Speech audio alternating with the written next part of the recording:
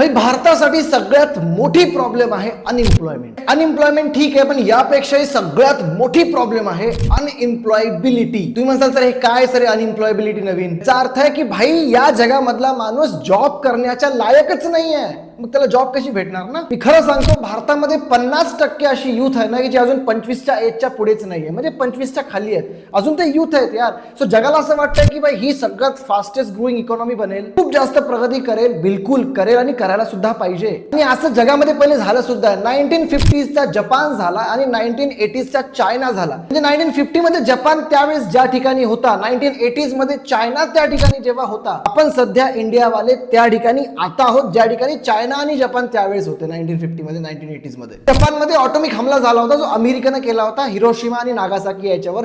पूर्ण जपान बर्बाद झाला होता बाई, पण फक्त 20 वर्षामध्ये तो वापस ऑटोमिक सुपर पॉवर झाला. चायना 1980 मध्ये तिथे होता जिथे भारत सध्या आता आहे. भारतवाले भाई हिंदू मुस्लिम, तू इकडचा मी इकडचा, तुझी भाषा कोणती माझी भाषा कोणती करत राहिले. आणि आज बघा भारत कुठे आणि चायना बघा कुठे. जसं जपान आणि चायनानं केलं त्यांनी त्यांच्या युथला वापरला आणि युथला वापरून ते इकॉनॉमिक सुपर पॉवर झाले. आता सगळ्यांना असं वाटतं की भारतामध्ये सुद्धा असं होईल, पण मी म्हणतो भारतामध्ये असं होणं पॉसिबल नाहीये, कारण भारताच्या युथची मेंटॅलिटीच तशी नाहीये. वरून वरून बघसाल तर वाटत पण असेल तुम्हाला की हा यार होऊ शकतं, यार बिलकुल होऊ शकतं, पण थोडं डीप स्टडी करा आणि तुम्हाला माहित पडेल की बाई या भारताचा युथ मधला जास्त करून हिस्सा असा आहे जो जॉब करण्याच्या लायकच नाहीये, त्यांच्यामध्ये स्किल्सच नाहीयेत यार. भारतामध्ये 80% असे लोक आहेत जे ग्रॅज्युएशन झालेले आहे, ग्रॅज्युएट झालेले आहेत, पण त्यांच्याकडे नोकरीच नाहीये. ते टोटल जे अनएम्प्लॉइड लोक आहेत त्यापैकी 83% असे लोक आहेत ज्यांची एज 34च्या खाली आहे. म्हणजे कॅन यू इमॅजिन? 2000 मध्ये 35% लोक अनएम्प्लॉइड होते, पण आता 2024 मध्ये 65% लोक अनएम्प्लॉइड आहेत. लोकांना वाटतं की यार देशामध्ये जॉबच नाहीये, पण अशी गोष्ट नाही आहे. देशामध्ये जॉब आहे.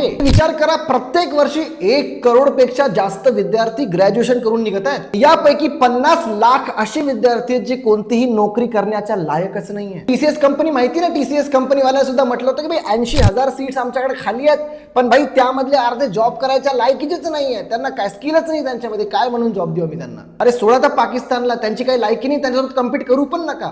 कुठं आपल्याला कम्पीट करायला पाहिजे चायना आणि USA आणि जपान सोबत. आणि जर का असंच चालत राहिलं तर आपण कॉम्पीट करू हे बांगलादेश आणि हे पाकिस्तान सोबत, ज्यांची खरंच काही लायकी नाहीये. त्यामुळं आपल्याला या इश्यूवर बोलणं खूप इम्पॉर्टंट आहे. नमस्कार, माझं नाव संयम Deshmane and I welcome you in inspiring English academy, Chhatrapati Sambhajinagar. फालतू गोष्टी सोडा आणि इंग्रजी शिकून घ्या, कारण इंग्रजी is a main bridge that connects you with whom? with the companies and with you. Basic पासून इंग्रजी शिकायचं असेल तुम्हाला, ऍडव्हान्स पर्यंत कंप्लीट बोलायला शिकायचं असेल तर माझी फक्त 2 महिन्याची बॅच आहे. प्रत्येक महाराष्ट्रीयन विद्यार्थ्यांना, प्रत्येक महाराष्ट्रीयन माणसानं हा कोर्स केलाच पाहिजे. भले तुम्हाला थोडीफार इंग्रजी येत असेल तरी हा कोर्स करा परफेक्शनसाठी. लगेच दिलेल्या नंबरवर आम्हाला कॉन्टॅक्ट करा, व्हॉट्सअपवर मेसेज करा आणि लगेच सीट्स कन्फर्म करून घ्या तुमचं, लगेच बॅच अटेंड करा. आता अनएम्प्लॉयमेंट आणि अनएम्प्लॉयबिलिटी समजा. अनएम्प्लॉयमेंट म्हणजे काय की भाई मार्केटमध्ये विद्यार्थी तर स्किल्ड आहेत, त्यांना सगळं येतं, पण जॉबच अवेलेबल नाही आहेत, कंपनीने जॉबच वॅकन्सी ओपन केल्या नाहीये. पण अनएम्प्लॉयबिलिटी म्हणजे काय तर भाई कंपनी तर म्हणतात की या आमच्याकडे जॉब वॅकन्सीज आहेत, पण तुम्ही लायकच नाहीये जॉब करायला, तुमच्याकडे स्किलच नाही, तर कंपनी कोणत्या बेसिसवर घेईल तुमच्याकडे? आणि त्याला आपण म्हणतो अनएम्प्लॉयबिलिटी. म्हटलं ना, वॅकन्सी तर आहेत इंडियामध्ये, पण आपण लायक नाही आहोत जॉब करण्यासाठी. म्हणजे देशामध्ये 80% लोक इंजिनिअरिंग करतायत, पण त्यापैकी अर्ध्या लोकांना जे नवीन जनरेशन मधलं AI आहे की नवीन जनरेशन आहे, नवीन स्किल्स आहेत, त्याच्यामध्ये काहीच इंटरेस्ट नाहीये. आणि हे तर ठीक आहे, रूरल एरियामध्ये तर इतकी वाईट हालत आहे की 80% लोकांकडे तर काही ट्रेनिंगच नाहीये.